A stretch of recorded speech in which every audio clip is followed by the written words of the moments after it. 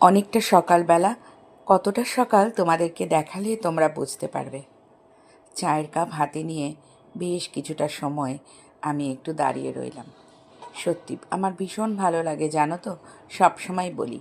আর নিজেকে সময় দেওয়া কিন্তু ভীষণ দরকার। তারপরে তাড়াতাড়ি করে রান্না করছি, কারণ কর্তামশাই খুব সকাল সকাল বেরোবে, তার কিছু অফিসের স্পেশাল কাজ আছে, তাই জন্য। তারপরে তোমার রান্না করতে করতেই ভাবি জীবনের কত ঘটনা থাকে না, ফেলে আসা স্মৃতিগুলো। সবসময় আমার মনে হয় যে অতীতকে বেশি মনে হয় কদর না করাই ভালো, কারণ অতীত তো আমি আর বদলাতে পারবো না। তাই জন্য আমার মনে হয় যা বর্তমানে আছে সেটাকে যদি সুন্দর করে সাজিয়ে গুছিয়ে এগিয়ে নেওয়া যায়, তাহলে হয়তো জীবনটা অনেক সুখী হয়। তবে তার মধ্যেও কখনো কখনো খারাপ লাগা, ভালো লাগা, এগুলো তো কাজ করে। কি রান্না করছিলাম জানো? কলাই ডাল। তোমরা কি খাও?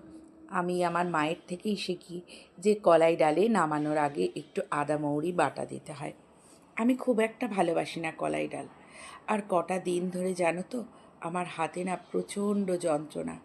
প্রায় অনেক কিছু হাত থেকে পড়ে যাচ্ছে, ভেঙে যাচ্ছে। আমি না হাত নাড়াতেই পারছি না। জানি না কি হয়েছে, বুঝতে পারছি না। তারপর সকালবেলা বেরিয়ে পড়লাম। আকাশটা দেখে বুঝতেই পারছো, খুব মেঘলা কিন্তু, জানো তো। আর গুড়ি গুড়ি বৃষ্টিও পড়ছিল। কি করতে যাচ্ছি জানো? যাচ্ছিলাম একটুখানি ফুল আনতে। তাই একটু দাঁড়িয়ে আছি গাড়িটা আসার অপেক্ষায়, তারপর বেরোবো। সারা দিনের কাজকর্ম করতে করতে সত্যি ক্লান্ত হয়ে যাই। সন্ধেবেলা ঠাকুরকে একটু সন্ধে বাতিটা দিয়ে তারপরেও কত কাজ থাকে। চলো, বলো।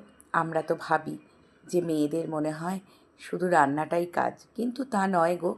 রান্নার সাথে সাথে অনেক কিছু। আর ঈশ্বরের কাছে সব সময় বলি যাতে প্রত্যেকে ভালো থাক।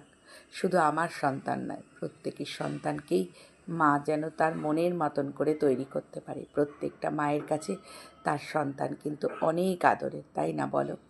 পরিবারের প্রত্যেকটা মানুষজনের জন্য আমরা একটু মঙ্গল কামনাই তো করি। এইভাবেই দিনগুলো কেটে যাচ্ছে। আরও অনেক গল্প হবে। আজ আসি।